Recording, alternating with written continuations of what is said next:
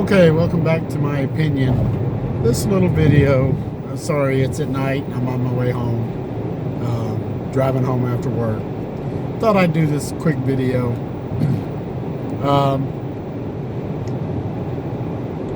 The leader of the Proud Boys, Enrique Ontario, I believe I'm pronouncing that halfway decent. We all know who he is. Was pardoned, along with, I've heard, all of the January 6th guys. Good for Trump. Most of those guys, if not all of them, didn't really do that much. Especially to warrant the kind of sentences and jail time that they've done. But what a lot of people don't know, this isn't so much about all the January 6th guys that got pardoned and ladies. This is about Ontario, the white supremacists, the nationalist. Nationalism is not a bad thing. That's pride in one's country. There's nothing wrong with being a nationalist. And he is not a white supremacist. Why is he not a white supremacist? If liberals would just take a second to look it up, it's because he's Afro-Cuban. That's right. He's not your typical white guy. He is Afro-Cuban. All you have to do is look at pictures of him, and you'll automatically realize that he's at least Latin. There's something not white about him, definitely. He's Afro-Cuban. He's not a white supremacist. He doesn't hate his own race. He doesn't hate himself. Liberals are stupid. I mean, just flat out stupid. It'd be like saying Martin Luther King was a white supremacist. I mean, and the Proud Boys themselves are not a terrorist group. They're not white supremacists. There's lots of black guys, black people who are part of the Proud Boys. It's a militia. Listen, liberals, get over the whole militia thing. We are a country because of militias.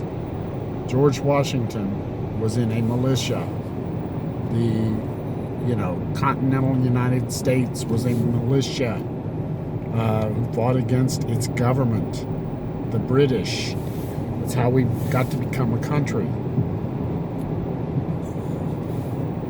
For the most part, militias are not bad. Many of them are the three, like the 3%ers, Proud Boys, etc., are pro-American, pro-Constitution, not pro-government, not pro-Trump, not pro-Democrat, whatever. They uphold the Constitution. And, militias have been around here for a long time and will be here for a long time. They typically do not involve violence and stuff like that. Yeah, there might be people in those groups who go too far, but they're pretty much kicked out right away as soon as they are discovered within those groups. And the Proud Boys, they're not a white supremacist group. They're a nationalism group, pride in one's country. But anyway, I'd like to congratulate Mr. Ontario. I'm glad to see that the January 6th people finally get some justice, and Trump did the right thing, in my opinion. It's a shame. These people were political prisoners as far as I'm concerned. And that whole thing was disgusting. And as far as, like one of my liberal friends said, oh, people died at January 6th. Yeah, they did. It was one of the protesters, a female who was unarmed, by the way, was shot by, guess what? A DEI, probably, Secret Service person who didn't know what he was doing with the pistol. And if you review the tapes, he had his finger on the trigger of a Glock, and shot through a door a female who was unarmed and couldn't even get through the door.